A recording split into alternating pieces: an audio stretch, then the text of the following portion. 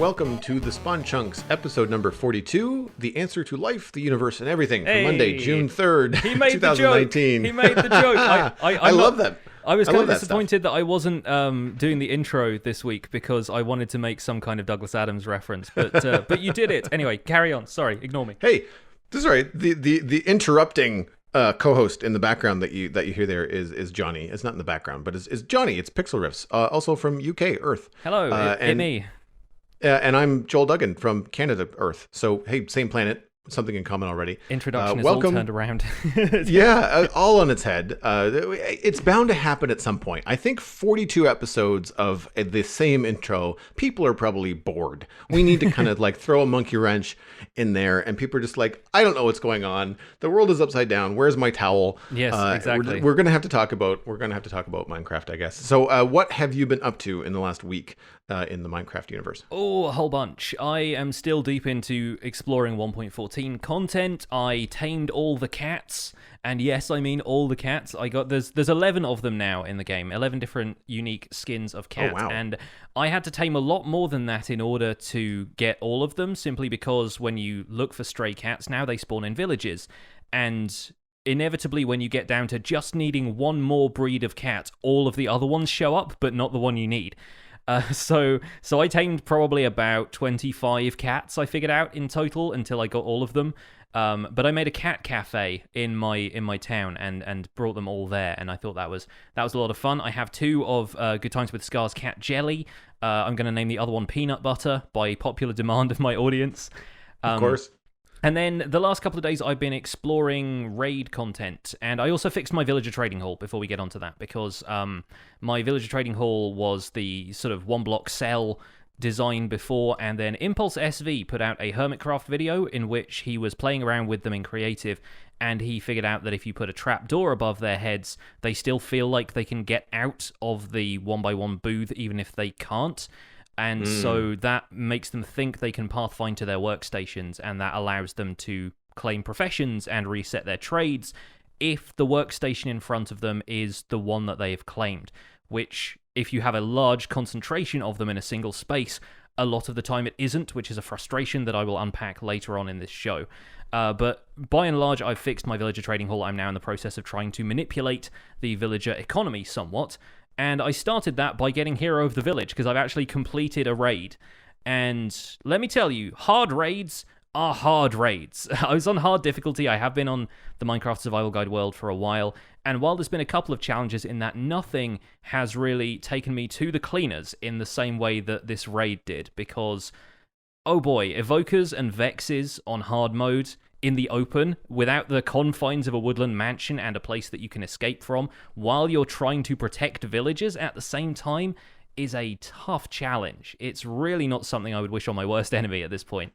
But sooner or later, I'll find ways of manipulating that to my own ends as well. It's an ongoing process, but I managed to successfully defend a village, so I'm very happy about that. I have yet to actually fight an Evoker Mm-hmm. and Vexes in the world, I believe. I'm having a weird flashback of being in there with MacCast and Alistair on the one woodland mansion that we found, and trying to fight these guys, because I know we wanted to not kill them, we wanted to try and trap them. So I remember, in order to trap the Evoker, we probably had to fight off a lot of Vexes. Mm-hmm. I find the little things, they're like bats, like they're really hard to hit. They are, yeah, that's the main problem. Yeah, and then they hit like a truck. Like in return, they actually do quite a lot of damage. And so I find that kind of stuff quite frustrating. I think part of it, I mean, like, straight up, I'm going to say, I suck at PvE and PvP in Minecraft. It is not my forte. So I'm not like the honed marksman that some players might be. I find a lot of the times the stuff in Minecraft, it's like, it's either too easy, like the zombies are just kind of standing there looking at you, waiting to be smacked with a sword, or it's to the level of difficulty that you have with Evokers and or it's like protect, what are they called in video games? Escort missions? Yeah.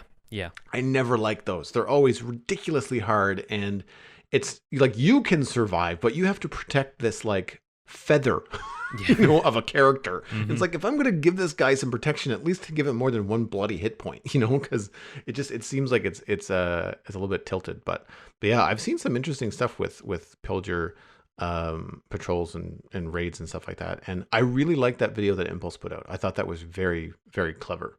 Yeah, and it's done a lot to kind of make me consider how I would use villagers in the future, like how I would trap them and where I could put them. And the most important discovery for me was that while we were covering the build up to 1.14 and covering the snapshots and stuff, it was sort of the expectation that villagers would require beds in order to reset their trades, and that not being able to sleep would cause problems for the trading cycle.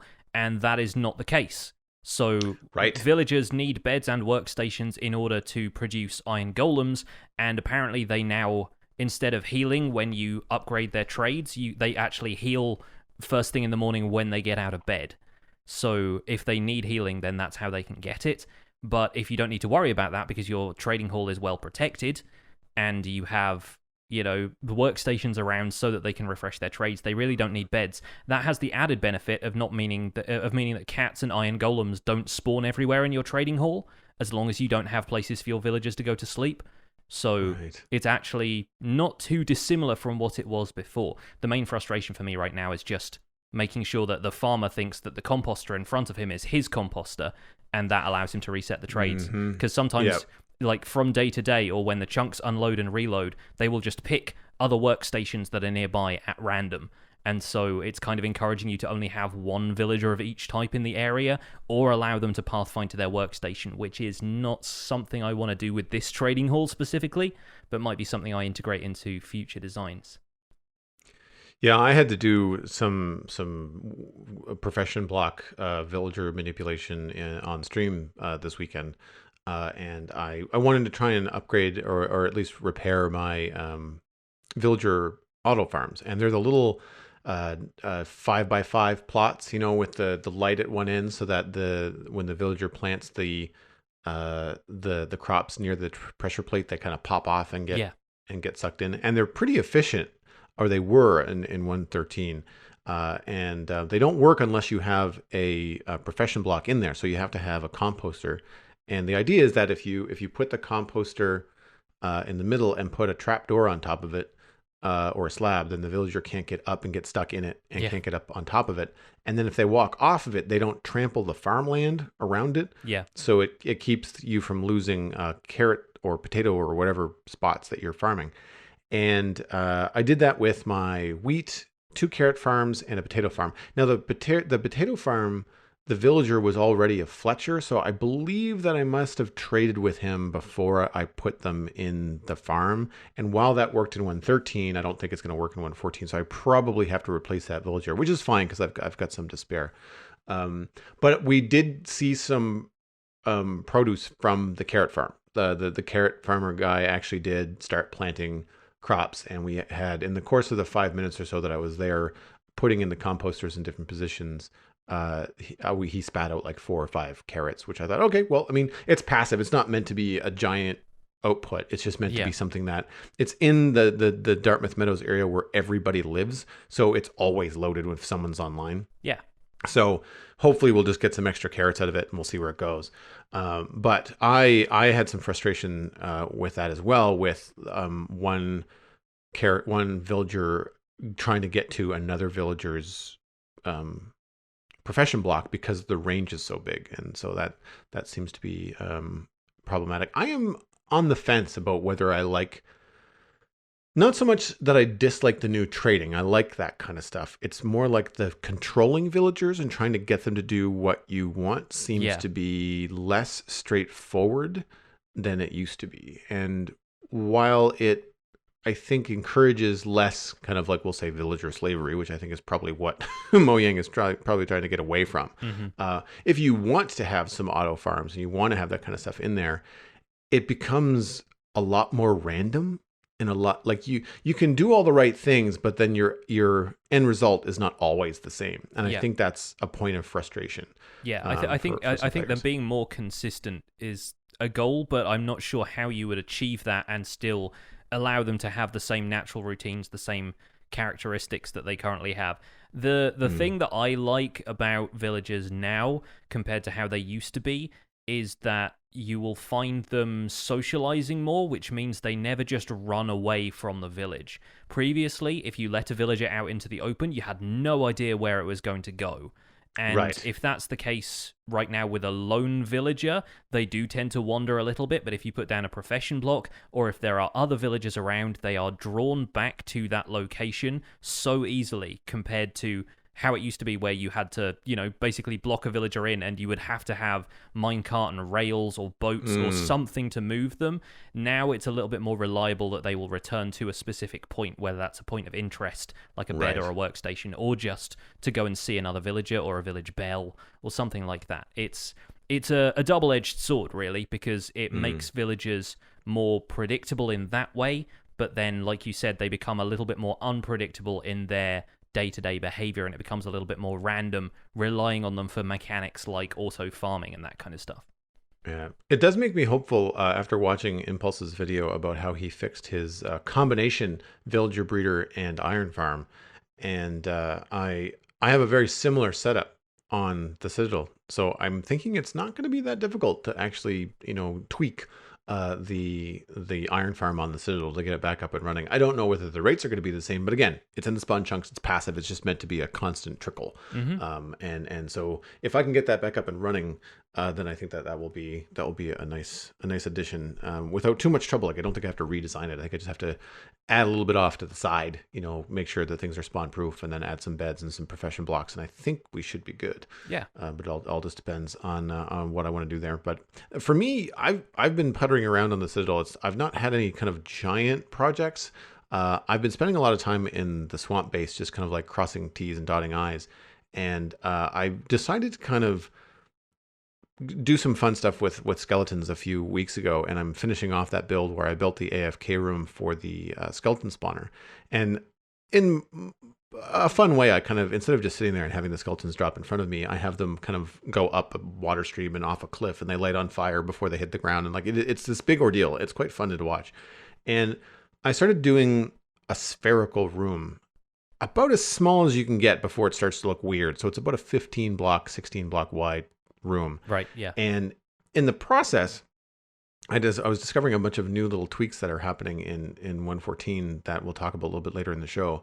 But I've just been kind of like taking the time to kind of put the finishing touches on things. And as luck would have it, on the streams that I was doing that, I also feel like I had some newer players watching in the stream. So it was really kind of refreshing to kind of talk about stuff that people may not know about. I was pushing the limits of 114 a little bit, because the swamp base is very much automated. There's a witch farm, slime farm, skeleton farm, so there's a lot of entities flying around, and a lot of water streams. And so I found quite happily that 114.2 is pretty good, especially if you've got the new Optifine preview version installed. And I had a lot of fun just kind of like using new blocks to create cliff faces and trying to make supports look, sturdy, things that you don't have to do in Minecraft, but they're really fun to do. And by doing all these little projects, I was able to finish off a bunch of little things. Like we finished off the supports on the waterway. We added some stuff to another portal. Like we did all these little things where I was just kind of like taking on these micro projects, fixed those farms, did a little bit of wither skeleton farming. Like every once in a while, I just find it relaxing to pop onto Minecraft and putter. Yeah. Do you find that you get on there and with the big projects that you do with Survival Guide, and I know you've got Chop and Tuesdays for your streams where that's where you like gather resources and stuff. Is a little bit more straightforward, a little bit more chill. But do you find like when you log on, do you ever find it relaxing to just kind of like go around and just kind of like poke? I do that occasionally, yeah. I find that happens when I'm winding down with whatever project I was doing on the stream. Usually I've got an idea going in of like an objective, and if that objective gets fulfilled within a certain time, or if I'm building and I run out of resources, or I just kind of burn out on the idea and I kind of go, okay, it's time to just put that down, a lot of the time I've still got like half an hour to 40 minutes of my stream left, and I will just kind of hop around talking to people in the chat and like, you know, looking in chests, finding whatever's been the output of the farms, and just kind of like, yeah, like you say, just poking at stuff, pressing buttons, seeing if the chicken cooker has produced any more cooked chicken or if it's all raw, which it is right now because I haven't fixed that for 114. And like, yeah, just kind of tidying stuff up, clearing out my inventory for whatever the next episode is going to be and that kind of thing. So there is like a meditative thing to it. You don't really have to engage too much with what you're doing at that point, especially because you have to put so much concentration into large projects and staying focused on them, that it's good to just let your brain unwind a little bit after that. So I think it's probably a more common behavior than you might think. Yeah, I miss having a big field of crops to plant. Like that's how I used to end the last 45 minutes of my streams. Used to be like, all right, we've got to go plant more sugarcane. Let's see how much we can get done before I have to go. You know, and that was always a nice way to chill out. But I like just being able to take all of the different tools that you've accumulated over the years of playing Minecraft and just kind of like pop into different builds and be like, ooh, I can change this now, or hey, this is something that I want to tweak, and or just walking around and realizing, hey, you know what, this little double smelter that I've got here in the meadows could really use a bamboo infinity fuel, you know, offshoot, you know, and not a big build, you know, like I'm talking like 6 blocks, you know, like just something really simple. The things that take you 15 minutes to accomplish, and I really enjoy that kind of stuff. I think a bamboo farm is probably going to be on the list for me this week, because I've grown a lot of it by hand, but I haven't got an automated bamboo farm set up in my world yet, and it's going to be very useful as fuel. I think that's probably the new meta. It was kelp blocks in the last update, it's bamboo in this update.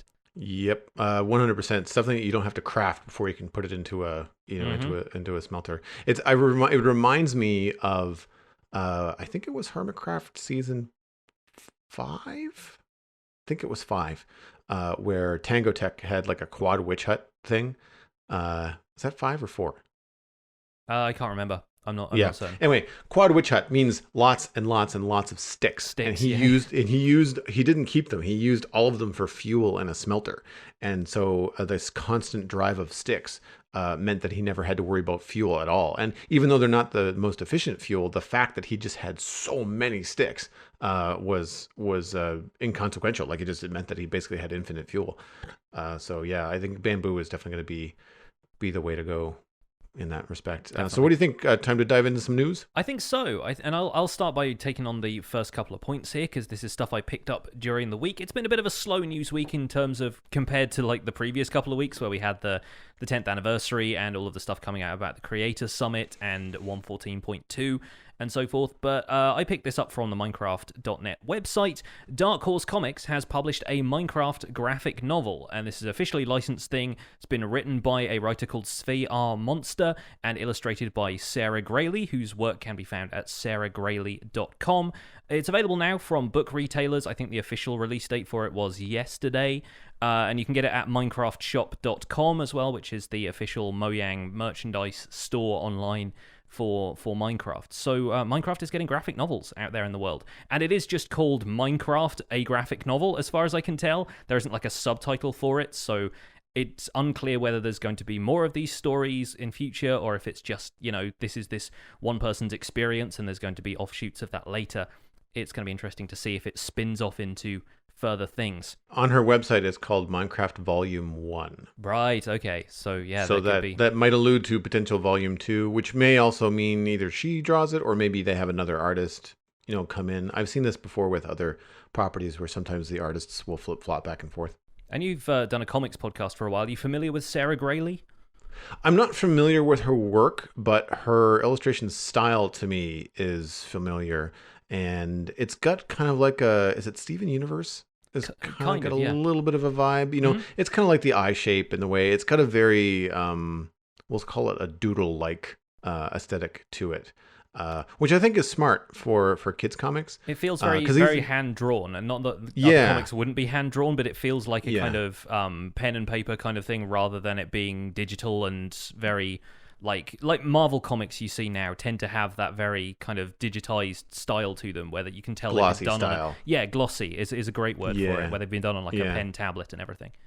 I would imagine Sarah's probably using a pen tablet just for efficiency for working with comics, but the ink style is very much like one and done. There's not a lot of like making everything look pristine and perfect. It's meant to be more of a accessible. I like to call this kind of style of art accessible. So, and it's smart when you do this with all ages comics, because it means that kids can look at it and be like, I can do that.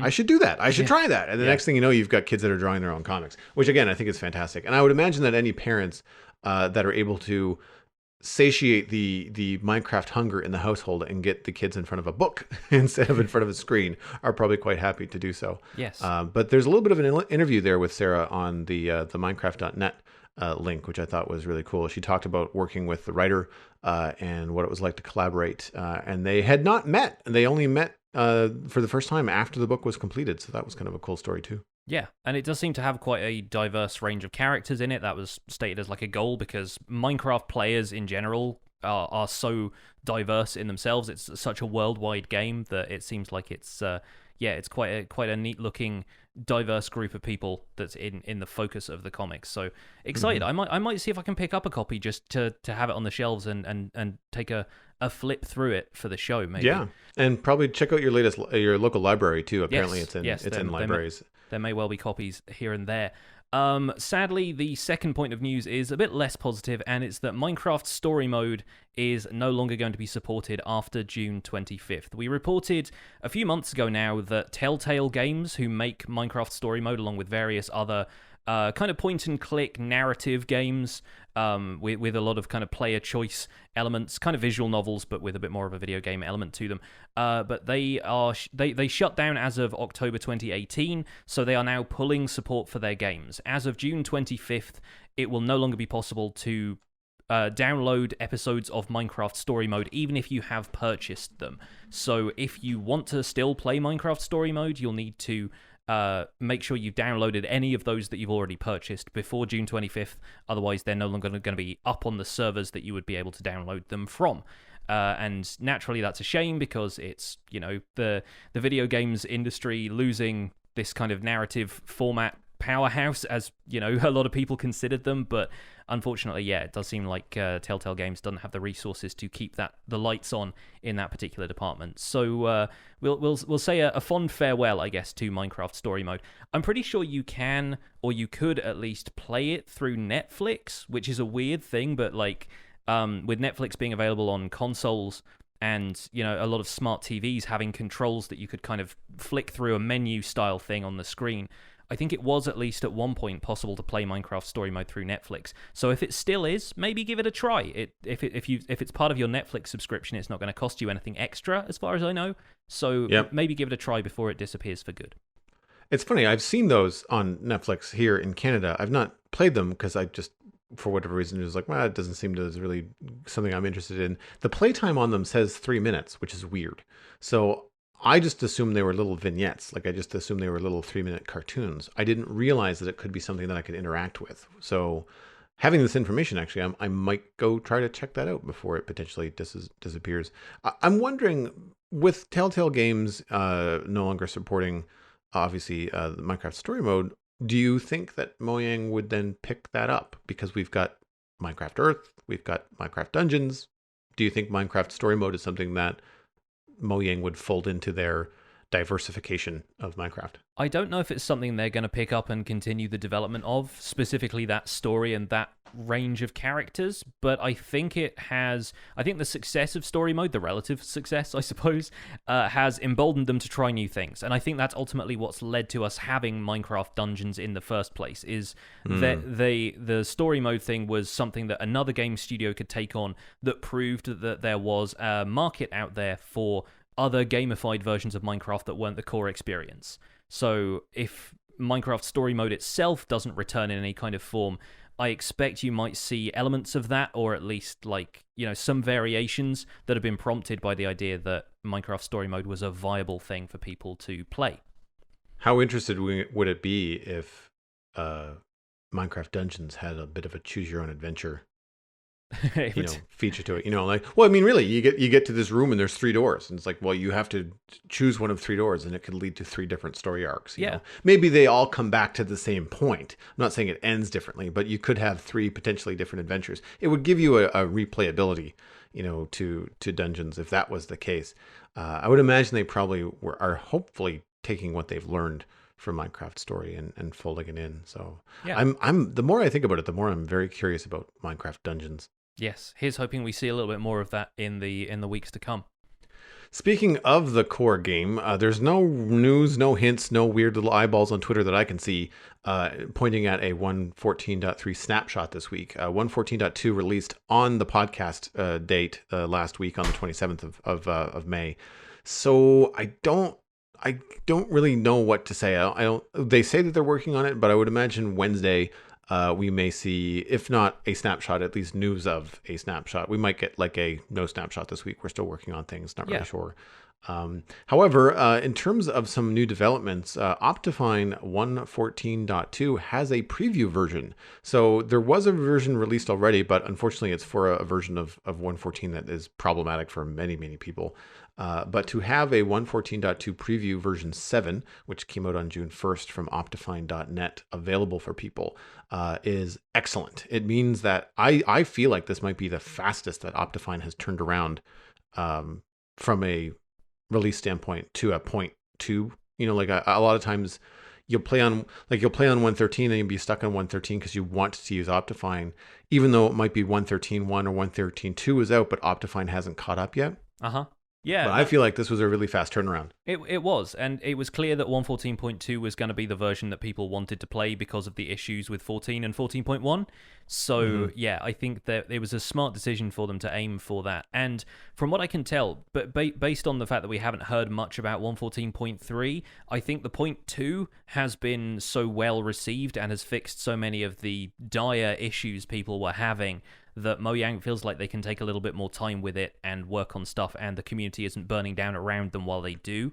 So I think if nothing else, the radio silence is just good news because there isn't one big massive bug that everyone is encountering that they need to take care of, which was the case with the lighting glitches and with entities disappearing in 14.1 and the chunk loading issues, chunk rendering issues in 1.14 Prime.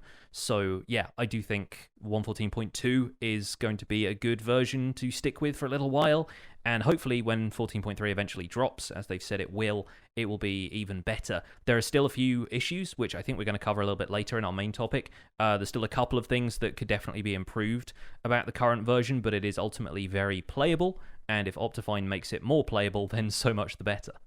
Yeah. Are you running Optifine right now? I am, yeah. I kind of couldn't resist. I wanted to get in and take glamour shots of my builds with shaders, and also, and get back to using the Optifine zoom and having a little bit more control over the fine detail of the stuff that generates in the world and how the world loads. Having smoother FPS, that kind of stuff is kind of part and parcel of the Minecraft experience for me. And I didn't make a big deal of it at the time. I just kind of went, I'll put Optifine preview on, and hopefully the main version will fix a couple of the issues that I have with it. I haven't found a huge performance boost, but my rig is quite good, so I didn't expect it to like revolutionize anything. The one thing I'm finding weird about Optifine, I don't know if you've encountered this as well, but in the vanilla game without Optifine installed, the horizon is split into two kind of zones. You have the skybox above you, which is usually during the day, it's the kind of like sky blue color, and then everything around you, even if the world hasn't generated yet, there is this kind of mist, this kind of like lighter, misty, kind of very light blue, almost white kind of color. And in Optifine, they add a third layer to that. The misty layer becomes kind of a stripe around the horizon, and then if you see the world loading in front of you, the ground underneath it is this kind of ocean blue color. And so you end up with this kind of three-tone thing going on. And I find that weirdly distracting, having played the, 1.14.1 without Optifine. I find it very weird to now have this blue layer underneath everything. So if nothing else, having an Optifine installed has made that an issue for me that I find kind of weird and distracting, and I can't figure out in the settings if there's any way to tweak that and disable it or what exactly is causing that. It does just seem to be a fact of the way Optifine functions. Maybe on my machine, maybe it might be a graphics card thing. I don't know if you've seen this and you can kind of understand what I'm talking about here. No, I do. I absolutely do. I didn't think it was a vanilla versus Optifine thing. I've always thought it was a skybox thing. Like I thought, because I play a Jersey boy, I'm using his skybox Mhm. stuff because he's got like shooting stars and Yeah, so there's some custom cool little sky things. elements And in there. Yeah, yeah, and his sun and moon are round, but they're like Minecraft round. They're right. not circles. Like they're proper like chunky. Want to say they're like 13 pixel spheres. Like they're really really appropriate for the game, Yeah. and I quite like them. And so I've been using that. And the sunsets are also really cool in his sky pack. But I do notice that seam. Like it's not a smooth transition.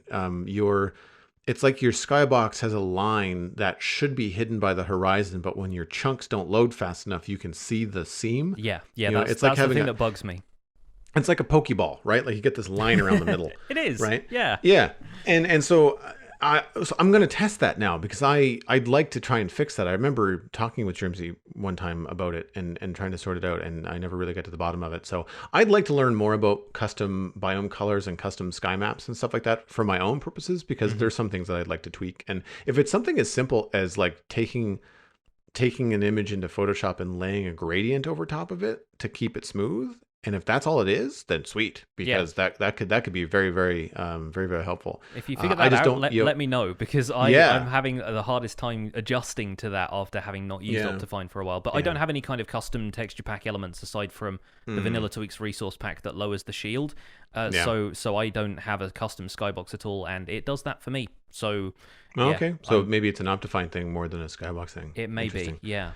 I have noticed, especially playing around that I mentioned earlier in the show, playing around in that swamp area that can be potentially quite laggy because, like, if a witch dies and a slime dies and a skeleton dies and I'm putting stuff away in my storage system, there's a lot of items flying around in that swamp. Yeah. And boy oh boy is 1.14.2 preview 7 in Optifine snappy. And that's just the preview version. It's not the full release yet. I found it night and day. Alistair and I were playing online. One of my streams last week, I think Optifine was out, but I didn't know about it, so I didn't install it. And so I hadn't installed it before the stream. So I played without it. And I actually had to relog because we were having some issues. And then on the weekend, having installed the new version, it was so snappy. I'm noticing I've even increased the render distance on the server, I think, to 16 chunks. And it just makes a huge difference. Like, there are certain points now, like, unless I'm flying very high, I don't feel like I can see the edge of the Minecraft world. Mm-hmm. And it's so immersive. And I'm really liking that new snappy sort of appeal. So whatever they did to fix the rendering from a Mojang standpoint is great. And then Optifine on top of that is just optimizing the Java performance. It's really, really good. And I know for a fact that when I was running Minecraft on my older laptop, that Optifine was essential to even have it work. But it was more than working. It was actually quite playable. So for anybody that's out there struggling, check out optifine.net. Just be careful of, ads and stuff. Be sure to skip ads and just download the actual file and stuff Yeah. like that. For now, you'll find it in the preview version section, which I think is a drop-down thing you have to click on when you go to the downloads page. But pretty soon it should be out in a full release, and then it'll just be on the main downloads page there for you. So yeah, check it out. Moving on, we should probably get to chunk mail. And speaking of the performance of the game, it's more focused on the gameplay aspect, but I think this is going to be an interesting discussion. So this one comes from Mike. Thank you, Mike, for your email. And Mike says, "Hello, Jonny and Joel. I'm a new listener of the podcast, which is excellent, by the way. My question is about pillagers. Do the new presence of pillager outposts, patrols, and raids dampen your enthusiasm for building in survival? I'm still a relative novice in Minecraft, and protecting a village from pillagers has been challenging, especially with 1.14's bugs. I wonder if I will still need to surround everything I build from now on with walls or moats or other pillager-proof structures. Fending off attacks can be fun, but I can also see them becoming a nuisance after a while. Thanks for the inspiration and helping me realize there's a lot more to Minecraft than I first thought. Mike." Thank you, Mike, and you're welcome, I guess, for the inspiration and so forth. It's been fun to unpack the different aspects of Minecraft, and we still get a lot of emails from people saying, like, really cool discussions this week, gave me some stuff to think about that I hadn't thought about before. So yeah, pleasure to spark the imagination. How do you feel about pillager patrols, Joel? I have only engaged with a couple. They haven't been too hard to defeat. However, I've also had the advantage of them spawning in Dartmouth Meadows where there are a lot of things to hide behind. So Mm-hmm. I'm not caught out in the open. I'm not surrounded by 6 pillagers. It's there's 6 of them, but they're stuck behind a tree or a block or something, so I can usually pick them off, no problem. Because they do a decent amount. Like 1-on-1, no problem. But 6-on-1, Yeah. I can see that being. You can't fluff around. You really have to focus and take them out. Otherwise, you're going to have to back up, eat some food, and come back. I find them too frequent, and I want to be careful that I'm not just sliding down the slope of like, I just have no interest in pillager patrols. So it's not like I dislike them. I'm not slamming them. I think adding some extra challenge to the game is fine. But I, as a content creator, when I log on and I want to start a stream, to then be like rolling my eyes like, oh God, I can't walk down this road because I don't want to spend the next, 3 minutes dealing with this pillager patrol. I find them very interruptive. And I've also noticed that they will spawn anywhere. Yeah. I had a very funny moment in the stream the other day where I was walking along, and out of the corner of my eye, I saw the banner, and I looked, and a pillager patrol had spawned on the roof of my neighbor's house. Yeah. And they couldn't get down. And so I was too far away for them to engage, and so they weren't tracking me, so they didn't walk off the edge of the roof. But they all turned and faced me and froze. Yeah. And they literally stood there for a minute, to the point where I made fun of it. Like, I'm sitting there on stream going like, this is ridiculous. This is kind of creepy, actually. It's like when a cat stares at you. Yeah. And it's just like this really odd experience. But then I just got to thinking about it afterwards. Like, they spawned on the roof. Mm-hmm. Like, we all know that you have to spawn proof your roofs because that's how you have to deal with light in Minecraft and stuff like that, so you don't get creepers dropping in on your head. But now with pillager patrols, they're not light dependent, which means that they can drop in from anywhere. Now, thankfully, they're not kamikaze exploding creepers, but 6 of them could just drop in on you for no apparent reason whatsoever. And I feel like they need to have like a will not spawn within X blocks of player sort of thing, similar to how mobs won't spawn within 25 blocks of you. I kind of feel like they might want to push the patrols a little bit farther away. And also, I have a question for you for clarification. Mm-hmm. Pillager patrols are just kind of like random. They kind of like appear wherever. They don't necessarily appear next to villages. They just kind of like show up. Yes, they are based on proximity to the player, and in theory, they aren't supposed to spawn within 200 blocks of a village, according to the Minecraft wiki. Not the case in my experience. Yeah, but no. we'll go into that a little bit more. In the subject of lighting up your roofs and stuff, by the way, from what I understand, again from the Minecraft wiki, so the spawning conditions from them could be a little bit broken at this point, and maybe need seeing to if this is the version we're supposed to be getting. But pillager patrols aren't supposed to spawn if there is block light around them. They can spawn in daylight. In fact, they, I think, prefer to spawn in daylight out on plains biomes. Or if nothing else, if it's daylight all the time, they can still spawn because at nighttime there's a chance for all of the other stuff to spawn as well, and that takes up the mob cap. But you'll find pillager patrols will be more frequent if you are constantly making it daytime. So that might be why people are seeing them more frequently. However, of course, there's no real advantage to let it become nighttime because then you get all of the other mobs as well. So that's not necessarily a deterrent for them. But they are supposed to not spawn if an area is lit up. So if you've mob-proofed stuff with light anyway, then chances are it won't be spawning pillagers too. That's the conditions that I understand. But like I said, I had a pillager patrol spawn at the village that I was trying to build up for the video where I did another raid. And so on a stream, preemptively to all of my defenses, I had to fight off a raid at that village anyway. And that was not fun for a start, because I ended up with all but one of my villagers dying, and I had to go and get a villager from another biome in order to continue repopulating the village that I'd only got I'd got 4 villagers to breed, and I was like, yes, progress. And then a pillager patrol spawned next to it, and the first thing I did instinctively was leap at them and kill the patrol leader. A raid started instantly. I just went, oh no, because like it was just happening on stream, and I was like, well, that's the next 45 minutes of this stream gone, so that I can try and complete this raid. I understand getting Bad Omen and going into a village and activating a raid is a player activated thing, but a pillager patrol coming through your village. That to me is the exact opposite of what they said on stage during one of the developer panels at Minecon last year, which was to we don't want non-player controlled stuff like tornadoes coming in and destroying your stuff because that's just not fun. Yes. And this to me, it's not as destructive. Like, you're not destroying blocks or buildings. It's not blowing stuff up like a creeper. But when you're trying to work with villagers, which is the focus of this update, and you have these random patrols that can come into your village, like that to me is a problem. Yes, no, it is a problem, and it's clearly not the intended way that these things are supposed to work. Like, I was on a sand dune maybe 30 blocks away from the center of my village, and they spawned right there at the foot of this sand dune, and they were the first thing I encountered when I was walking down to get to the bed. So that was a problem. So the main...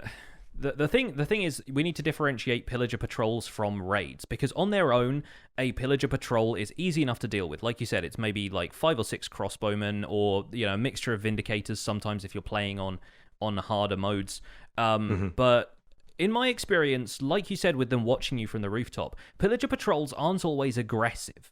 Like, if you get within a certain distance of them, then maybe they attack you. But I've seen them, when I was out mining for sand on a completely different occasion, spawn in the desert, and then you could clearly see them. They were about maybe like 20 blocks away from me. They weren't despawning, but they also weren't coming towards me. They weren't pathfinding. They just kind of pause there and give you a chance to engage with them.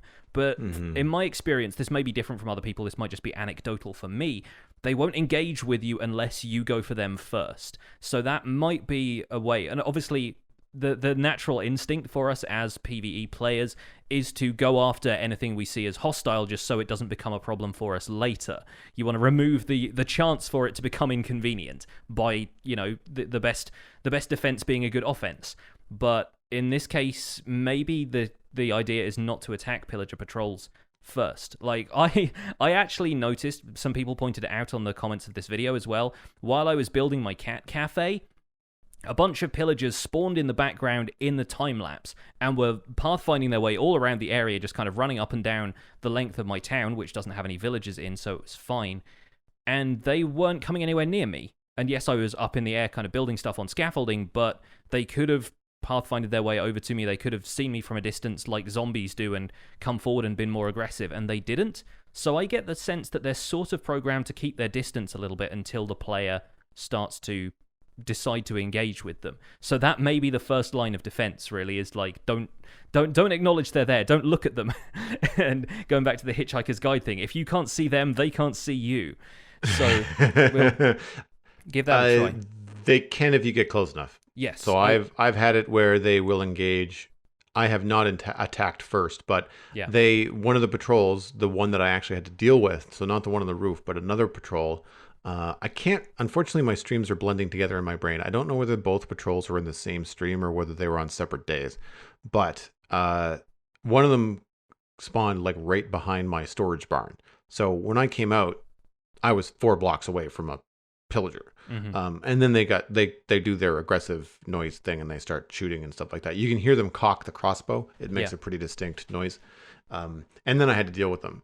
And I will say, on a positive note, when dealing with them, they are very funny when they get hit.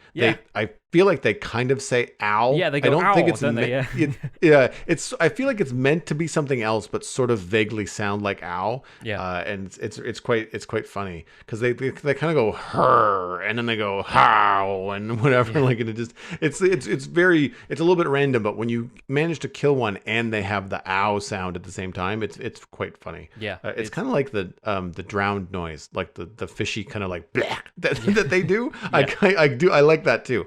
But yeah, my general kind of feedback is that they seem to be a little bit frequent. Yeah, I can see that.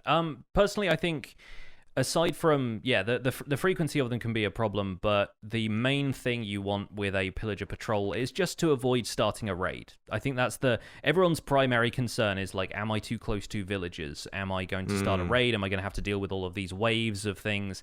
Am I going to basically have to, either deal with potentially 7 waves worth of baddies or just leave this area and never come here again, like abandon ship? So the way to avoid getting raids is not to put villagers everywhere for a start.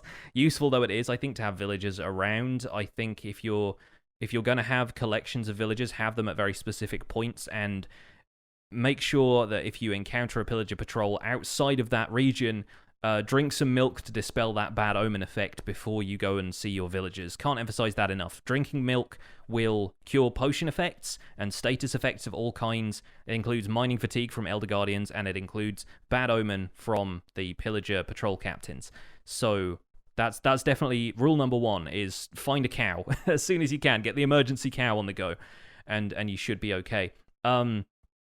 Aside from that, as far as raid defense goes, from what I found in my video the other day, a wall at least like, at the minimum 2 blocks high. 2 blocks high is enough to prevent most raid mobs from entering an area, provided that the ground outside is flat, of course, and they can't like pathfind over the top of the wall. But that includes Ravagers. Even though their hitbox is big, they can't really jump, so they're pretty effective and can be easily picked off from high places if you just have like a wall around your village, which it sucks to have to build the wall in the first place, and if the village is large it can mean a lot of blocks invested in protecting these guys, but you can do some fun stuff with it, fun designs, and it's also pretty effective against zombies and so forth later. Evokers and Vexes, like I said earlier in the show, are the main problem. They only spawn on waves 5, 6, and 7, and then any bonus waves that you get for having a higher level of bad omen. So you won't find evokers spawning at all on easy in these raids, where you only get 3 waves, and you only get 1 evoker that turns up in the final wave on a normal mode raid. So, I mean, if you're playing in single player, consider changing the difficulty. If you're finding raids too difficult to handle, by all means do that, because yeah, I've taken on a couple of raids on hard. They are no joke. It is very difficult to defend against them later, and I died 3 or 4 times just trying to defend my village. My villagers were fine because the raiders weren't getting inside the wall at all, but then actually taking care of all those mobs in the first place, it's not the same as dealing with other hostile mobs where you can just fly away far enough and they despawn. It just doesn't work like that. So yeah, on hard mode it's a little bit difficult to deal with and you get more evokers. But yeah, a wall is a pretty effective defense, but the best defense is just either not engaging with them in the first place or dispelling bad omen before you even have a chance to spawn a raid. And hopefully, after a while, you'll find that stuff settles down. Maybe Mojang nerfs the chance of pillager patrols spawning in future, and I think eventually they're just going to become a fact of life. I think right now they're the most annoying just because they're the newest thing, and so you notice it more by virtue of it just being like a new thing that's appeared in the game.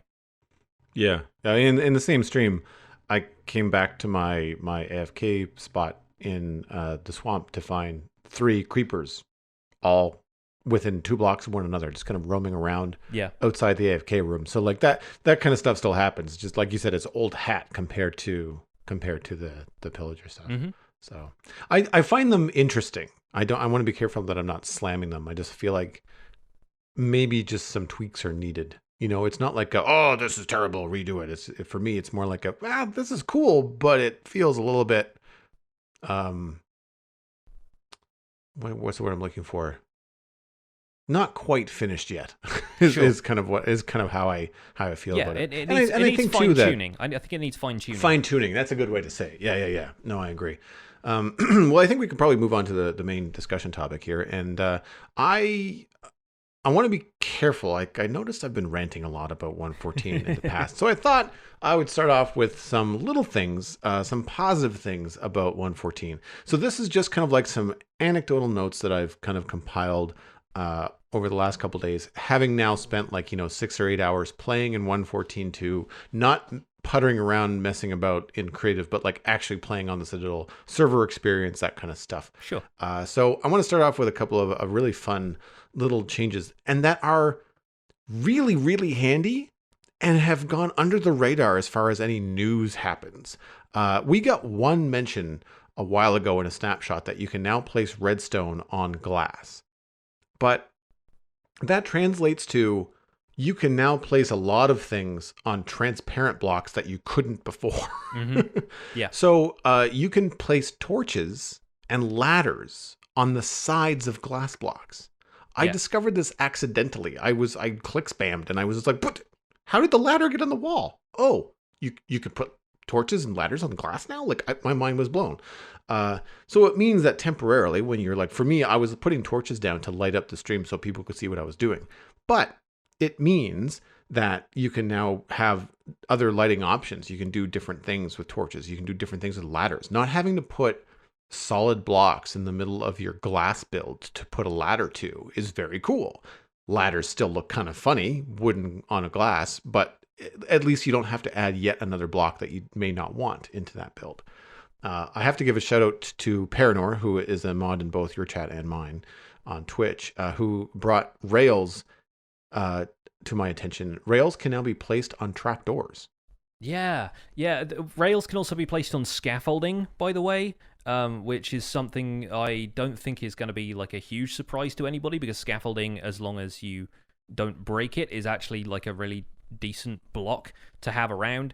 But it looks really great if you want to build a roller coaster, like one of those old wooden roller coaster type of things. Mm-hmm. Having scaffolding as the framework for that would be really cool. But yeah, like I saw a Reddit post that pointed out the rails being placed on trapdoors, even if they're open. So even if the trapdoor is like vertical, the rails can actually lay across the top of the space where the trapdoor would be if it was closed.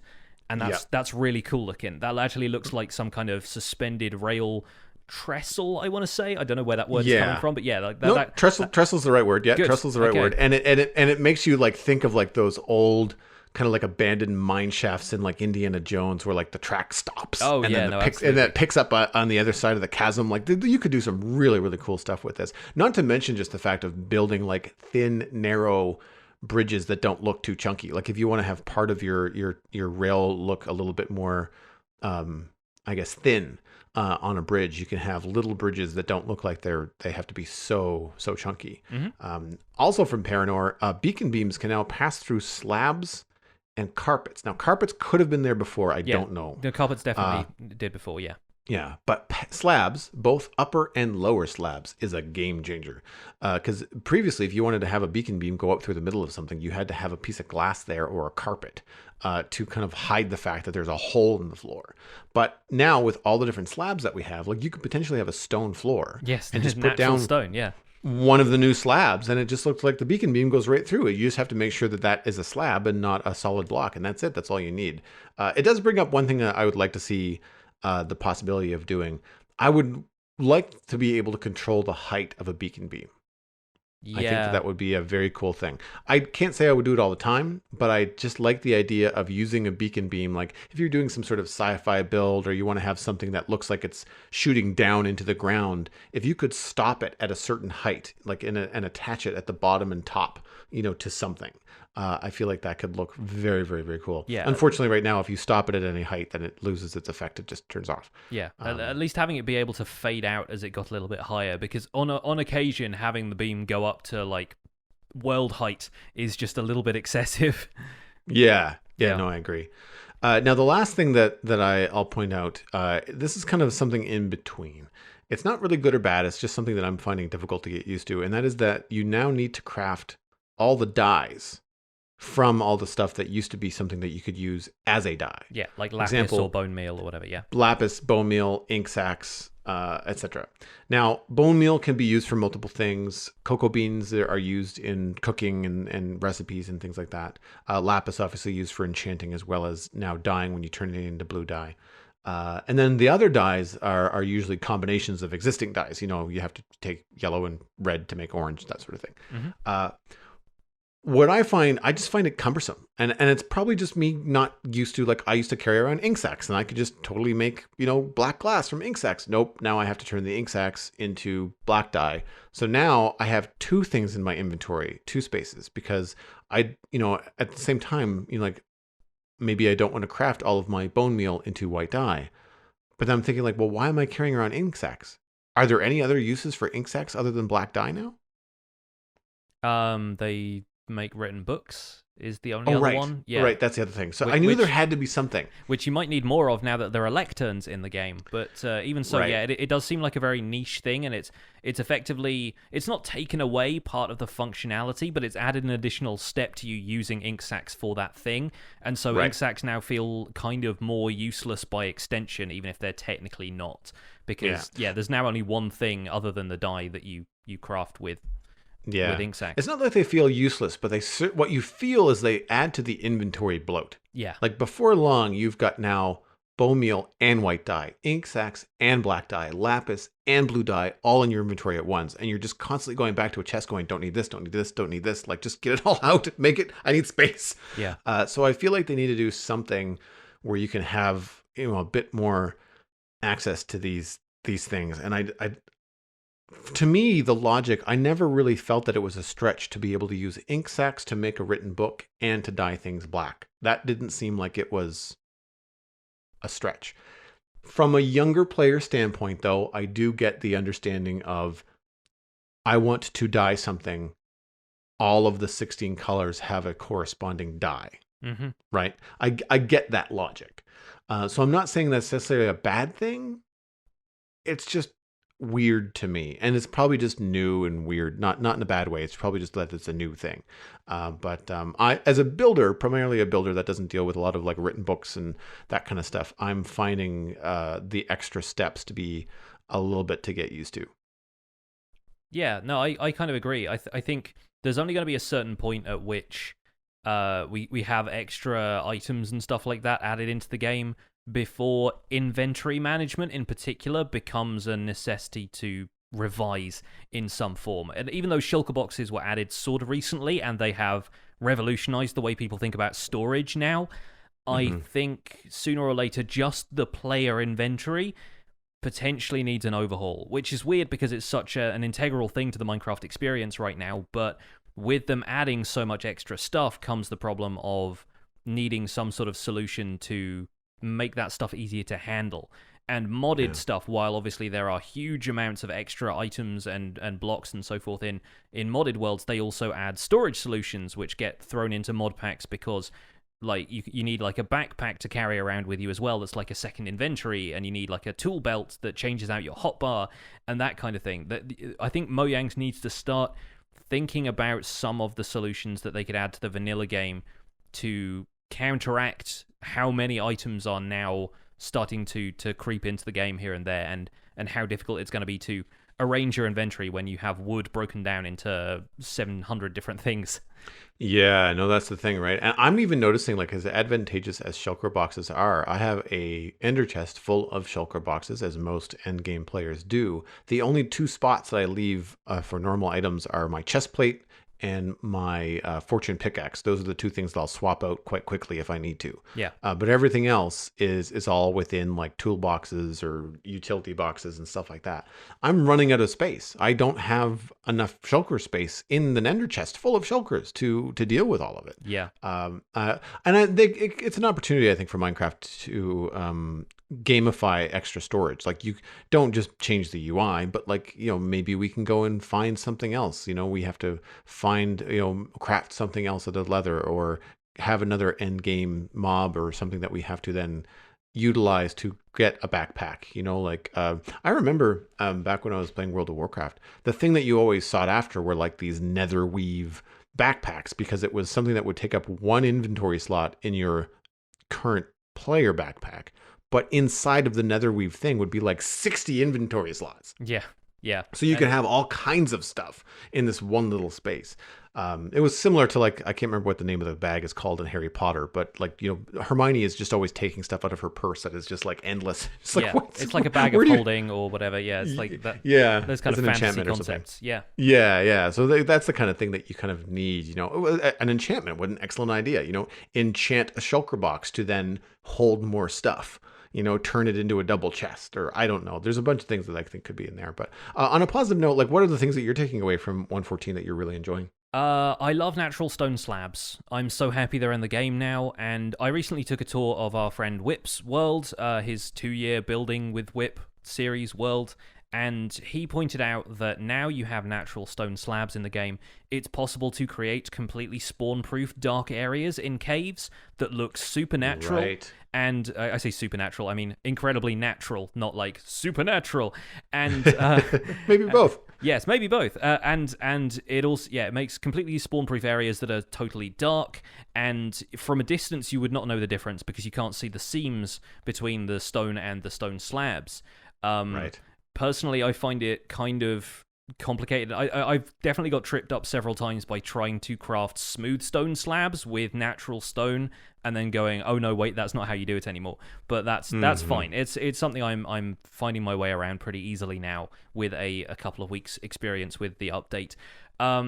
Personally, it's something we haven't really touched on the show. Or maybe I brought it up briefly in a pre or post show, but I haven't felt the need to call out the texture pack, except to say how good certain new textures look. I haven't really found any negatives with the texture change. And I know you've been working with the beta texture pack for a while, so it was less of a shift for you. For me, it felt like one of those things that was going to be fundamental about the way the update works, and it isn't, but that's a good thing. It's not drawing attention to itself. It looks enough like the old Minecraft that you're just like, hey, I'm playing Minecraft. But everything looks different, and I'm struggling to find any negatives now I'm using it on a regular basis. I think it's an improvement over the programmer art. I imagine a lot of people will still have opinions about how wood planks look, and a lot of people will still want to use their own texture packs, but I think the net gain of having the look of Minecraft be a little bit more coherent, and the textures still feel faithful in the, primal way to the original, more so than creating the faithful texture packs that you've seen out there. It feels just like Minecraft looks like this now, and I'm so well adjusted to it at this point that I think that's a very good thing. It's funny that you mentioned that, because I actually went through before my stream the other day, and I was looking at my texture pack, the little texture tweaks that I layer on top of the default now. Of course, I've removed the beta 3 from my layered texture packs because I don't need it. But I was looking at some of the stuff that I've changed, and I was removing a few things and even double checking and being like, okay, well, this is in there, but it's no longer needed, or it's redundant. Like it just doesn't make a difference. It changes 4 pixels, from one thing to the next. So I was like, all right, well, I don't need that. So I need to go through and actually condense and kind of remove the number of textures that are tweaked in my pack. And more, the stuff that I find that I'm tweaking are just personal player, not even quality of life. It's just like fun aesthetic stuff that I like differently. Like having a purple ender pearl and a purple eye of ender, to me, just makes a little bit more sense. I thought the texture from Jersey Boy was great, so I incorporated it into my own. But they doesn't really affect anything, because people don't necessarily use ender chests to then color coordinate their builds, right? Like it's more of a function thing. Same with my tools, like my diamond tools. I've retextured those just to not be blue. That's fine. I just didn't like the blue ones. But the only other thing that I can think of that's custom right now in my world are like beetroot, potatoes, and wheat. And I've got special stuff like that. But again, it's decorative. It's not building blocks. It's not affecting the core Minecraft look of like I am building with planks and stone and stuff like that. I haven't touched any of that kind of stuff. It's all stuff that you feel like you want to personalize rather than stuff that you feel needs to be corrected. I think that's the distinction to make there. And that's a very good place to be, I think, for the look of the game in general. Yeah. The one thing that I did notice, because I do have black nether brick, which you'll see quite often, I think, in a lot of people's packs. Instead of the wine color, mine's a pretty solid black color. So you still see the bricks in it. But I'm noticing a lack of black slabs that are not brick. Yeah. In my build this weekend in the swamp, I was doing a black kind of like concrete circle thing, and I was thinking like, it would be really nice to have black slabs to do like black stairs. I'm noticing we've got a lot of gray slabs, but they're all very light gray slabs. And with wood, we've got like the dark oak and stuff like that. And in the nether, we've got like even the default nether brick is like a dark wine kind of color. Yeah. But we don't have a lot of dark stone slabs. Like you don't have much other than like that medium to light gray.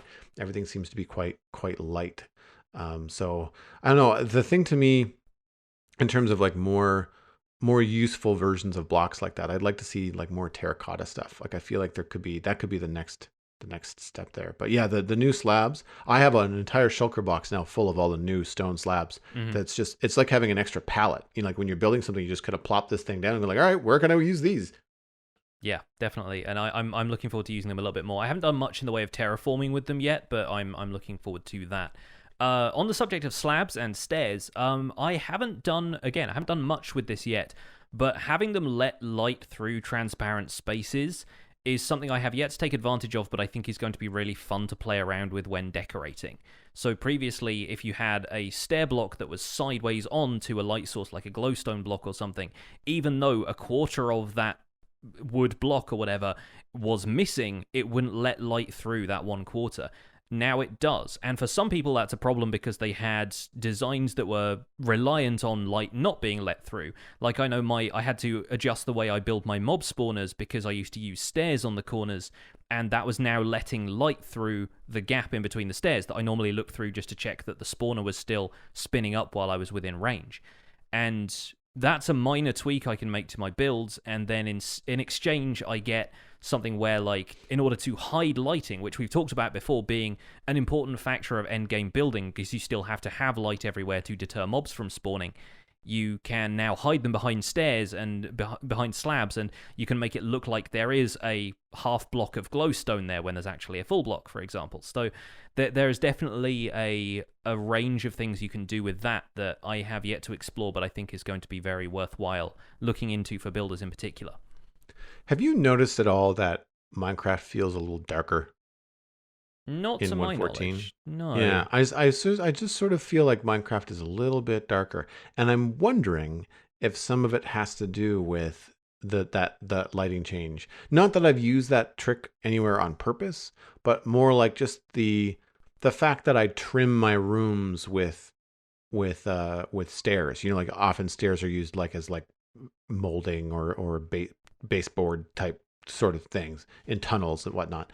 I'm kind of wondering whether the shift in how light is functioning is meaning that I'm seeing things a little bit differently. As I have side noticed effect that. of the new rendering engine, maybe it might Could be, yeah. No, tweaked a little. it just, you know, again, it doesn't look bad. I'm just saying, like, it feels a little bit different, and I can't quite put my finger on it. I mean, it could also be the fact that I'm still using preview versions of Optifine, and Optifine, the way that they handle light might be changing and or not finished yet. So it could be completely just a unique experience to me. But we were talking about it on stream the other day, and I feel like somebody else was saying that yes, they agreed, but again, I didn't clarify that they were also using Optifine, etc. Yeah. So we've been talking about the positive things. Is there anything else you want to recap that's a little bit like not so positive? Some stuff that you still need to tweak. Again, not wanting to inspire rants, but we like to have a balanced view of things on the show. And we've already talked about Pillagers potentially being a bit of a nuisance. Yeah. So what else is there that you still feel like needs a little bit of adjusting or seeing to in future updates, maybe? Well, this one is a known bug, and it's hopefully going to be addressed soon because currently I cannot go near my gold farm. I used it once, and the zombie pigment aggro, which is a known bug, it's MC148600, in where the ticking aggro of a zombie pigman does not decrease. So as long as more zombie pigmen can spawn in, the aggro will continuously be spread over a very large distance. It's not terrible for us because our gold farm is quite far from our nether hub. However, if you have somehow angered a zombie pigman just as you enter the nether, it means that all of them will be angry at you forever, all the time. Mm-hmm. This is a problem. These guys hit like trucks. Yeah. So this is not a fun thing. I've seen a couple of command solutions where you can use a teleport command to, if you're OP on your server or on your own world, you can teleport all zombie pigmen into the void. That's great, but I have a zombie pigmen farm that has specific pigmen that took forever to get into certain places, so I'm not teleporting them all away. Yeah, exactly. You need those pigmen to like start the aggro chain going in the first place. Yeah, so that's a beef, and it's even to the point where like the range at which they are aggro at me is ridiculous. Mm-hmm. So something is very much broken. It's like the chain just kind of goes, and every zombie pigman within 128 blocks is walking towards me. Like it is impossible to do anything in that zone. And of course, to my detriment, I have a build in the middle of that zone that is engineered to keep aggro going. So we have a bit of an endless loop there, similar to the endless pillager raids. Actually, it's kind of what it feels like. Yeah. Beyond that, I would say that from a technical standpoint, I find that player tracking performance on servers is still pretty laggy. Mm-hmm. I have had some situations where I thought I was going to die. I would land and realize, why am I still flying? Why am I still hearing the flying sound? I'm 200 blocks away from flying, and then I would be teleported back to flying over lava, going, oh. Yeah. That's not good. I'm glad that I didn't stop flying, because I've also had situations on the server before where I'm flying over a perfectly normal ocean or something like that, and you just kind of like tick and you kind of stop and you have to like fly again, Yeah. which is fine, and everybody's used to it. But when it happens over lava in the Nether, and I'm not talking about a second delay, I'm talking about like 10, 20 seconds. I have been teleported 20, 30, 40 blocks. I've gone in a house, shut the door, done something, and then I'm back outside again. And it's like, what just happened? It is the most disorienting thing ever. So I'm hoping that that kind of stuff gets tweaked in the future.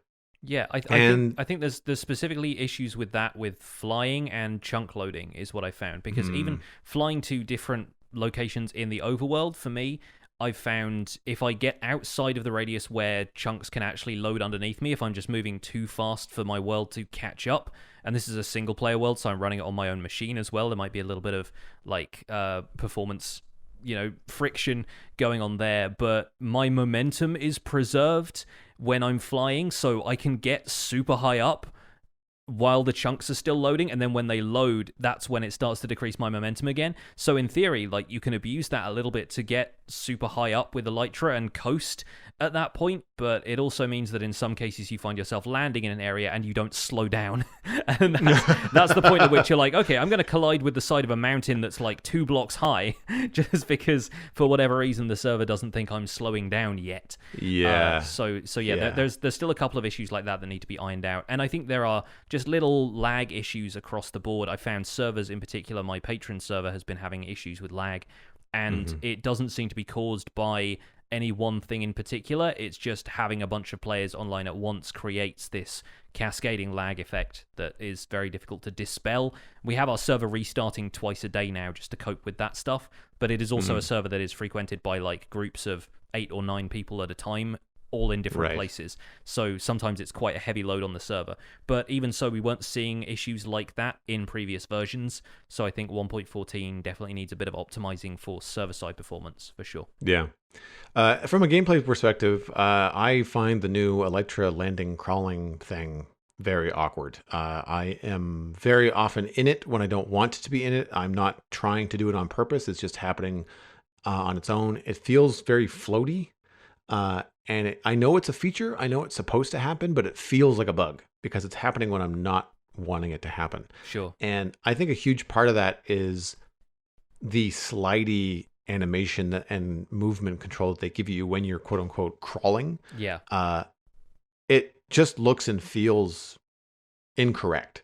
And similar to how when you squat on a block with the shift, like when you sneak, it feels like you're sticking yourself to that block. Like it feels rooted. Yeah. But this does not feel rooted. This feels like flying in creative mode. Like it kind of has that slidey, I'm still drifting, like when you don't intend to. Yeah, it doesn't have like a view bob kind of thing to it. Yeah. Yeah. Yeah, it's very, very odd. So I'm not enjoying that at all. So that's more of a personal I suck at PvE sort of stuff. So it could be more me than anybody else. Although that brings up another positive note to kind of swing it back that way. I love the reach that you have with the new crouch. Yeah, no, that's a good point. Being able to kind of take out or place blocks that are like 3 or 4 blocks down from where you're standing is a surprising benefit, especially if you find yourself building roof sections or stuff like that where you need towers, to build walls. out. Yeah. There's a lot of benefits to that. Yeah, when I was digging out that trench for my new nether portal thing, it was fantastic. You stick on the side of a block and you just hold down your shovel and you just like 4 blocks just disappear directly underneath you. It's fantastic. Now, on the reverse, it's something to get used to, because if you're doing a ceiling and you're on something precarious, when you squat or sneak, you have less reach because you're lower. So you can't reach as far. So that's hard to get used to too. Yeah. So from my perspective, there's a couple of things that I'm still, I don't know, finding, if not grating on me, then they're at least like a back of the mind irritation. Personally, I would love to be able to use those new workstations as decoration and have villagers around and not have the two interact. And I understand why there isn't a reason for that. Like, you couldn't kind of click and drag from a villager to a profession block. That just doesn't feel like Minecraft to me. But at the same time, I've had several people ask, why don't you populate your castle or your town with villagers? And part of that is because of the pillager spawns and not wanting to have a raid in the middle of my town, but the other part of it is wanting to be able to use those new blocks for decoration, have barrels everywhere and not be surrounded by fishermen, have lecterns pop up wherever I want in the shops, but not have to have librarians crowding them during the day, that kind of stuff, and not have to worry too much about like the safety of those villagers as a result.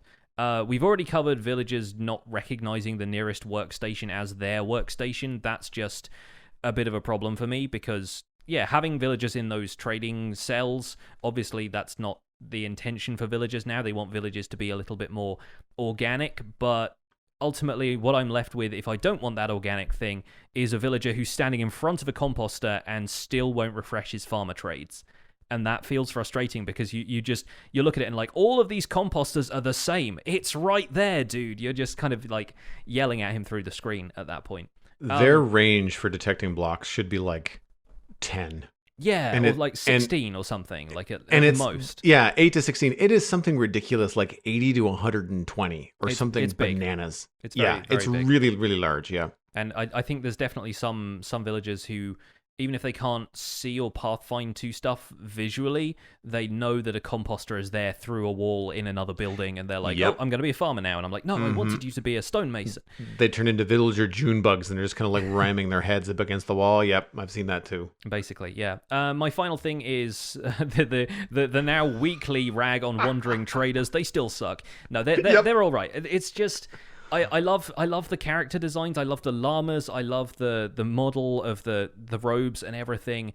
And their trades are just frequently so useless that I know that they're not meant to be for me in survival, but they show up in survival every 5 minutes, it seems like. And often I will have left an area and a wandering trader is still there, and then I go and do some work elsewhere and a wandering trader turns up there, and I return to the first place, and that wandering trader is still there, and I'm like, I can't get away from you guys. You're just everywhere. I have traded 15 Nautilus shells off of them. On the rare occasion that the Nautilus shell trade comes up, it is the only trade I will take from them at this point. And that's good, because I don't want to AFK fish. I don't want to just leave my computer logged in and AFK fishing while I do other stuff. So I don't have a surplus of Nautilus shells the way some players might. Still don't have a drowned farm for that either. And it's good to have those because I have a ton of Hearts of the Sea laying around from random shipwrecks that I came across, and I'm very happy to be able to convert some of those into conduits and start working on some more underwater stuff, and leave the conduits in permanent locations instead of having to pack them up and take them with me every time. But that is still the only worthwhile trade, in my experience, that you get from a wandering trader in a standard survival world. I really wish their trades could be diversified and include some stuff that is... Like, there's a traveling cart merchant that appears every Friday and Sunday in Stardew Valley. Spoilers for those of you who haven't played Stardew Valley, but this is an incredibly minor thing.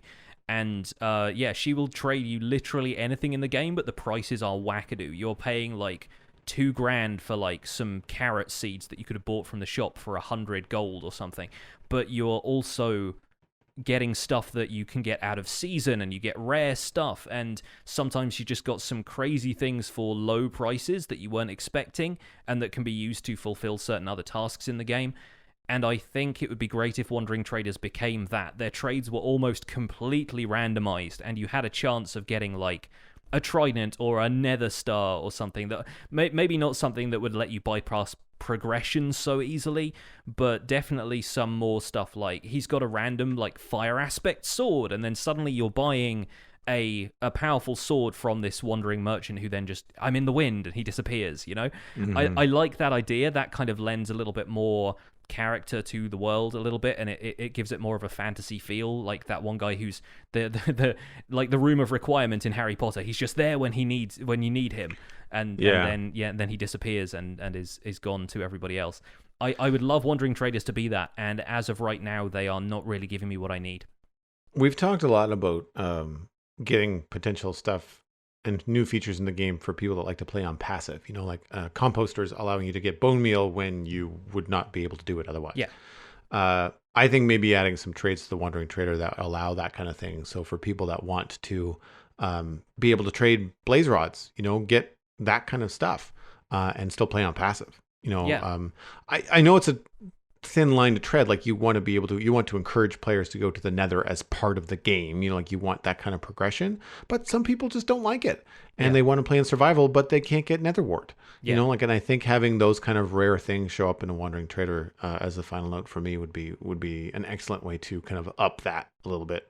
Yes, I think so. I'm going to end us on a positive note though, because I feel like we've gone through the positive stuff first, and then we go to the negative. We need to create like a positivity sandwich here, and so I'm going to say my final positive note about this is that community enthusiasm for the game seems to be at an all-time high. We mentioned last week about it becoming the best-selling game of all time. 1.14 content, if not necessarily the performance, it's had its troubles, but it seems to have done really good stuff for player morale. People are getting back into Minecraft who weren't into it before and going, what are all these new features? This is amazing. The oceans look really great. The villagers look totally different.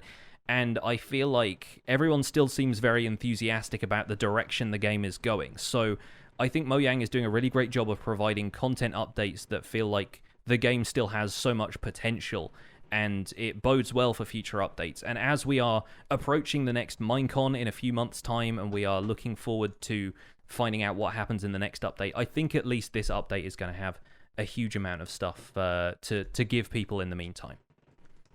But that's going to be it for this episode of The Spawn Chunks. Thank you guys so much for listening. You can find more information about the show and links to some of the stuff we've talked about today at thespawnchunks.com. The music for the show was composed by me, and The Spawn Chunks is proud to be a listener-supported podcast. If you're getting some value out of the show, why not consider putting some value back in? You can visit patreon.com/thespawnchunks to join our community, where pledging at any level will get you an invite to our patrons-only Discord chat and get us closer to our future milestone goals. We currently have 109 patrons, but we're always looking to increase that number. And I want to say a special thank you to our content engineer patrons, JD Williamson, Pajitos, and Yitz, for supporting this episode. Sharing the podcast with your friends is the easiest way to support the show. You can find us at The Spun Chunks on Twitter and Instagram, but a personal recommendation is by far the best way to share the podcast with friends and server mates and other places that you talk about Minecraft, or, just poke a friend in the arm and say, hey, listen to the show. It's cool. I do it. You should do it too. It goes a long way. You can contact the show, email us at thespawnchunks@gmail.com. You can find The Spawn Chunks by name on your favorite podcast platform. That includes Android, iTunes, Stitcher, and Spotify. And hey, we're on iTunes, or not iTunes, we're on YouTube as well, if you want to listen to podcasts there. The RSS feed is linked on thespawnchunks.com. And of course, the patron-only RSS feed is on the Patreon page, and that is the best place to find the render distance, the extended version of the podcast. My name is Jonny, but online I go by Pixel Riffs, and you can find most of what I do at youtube.com/pixelriffs, where I attempt to make sense of this crazy and wonderful game in a series called the Minecraft Survival Guide. I stream 3 days a week on Twitch, twitch.tv/pixelriffs, doing some behind-the-scenes work at the Survival Guide world. I'm also the voice for the unofficial Hermitcraft recap, which you can find through a quick YouTube search, and aside from that, I'm at Pixel Riffs on both Twitter and Instagram. Joel, where can people find you online? Everything that I am doing online is at joelduggan.com. If you're interested in hiring me for doing illustration or design work, then please just drop me an email through the site. If you like this show, you may also like the Citadel Cafe, a podcast where I do conversations with friends about sci-fi and geeky entertainment.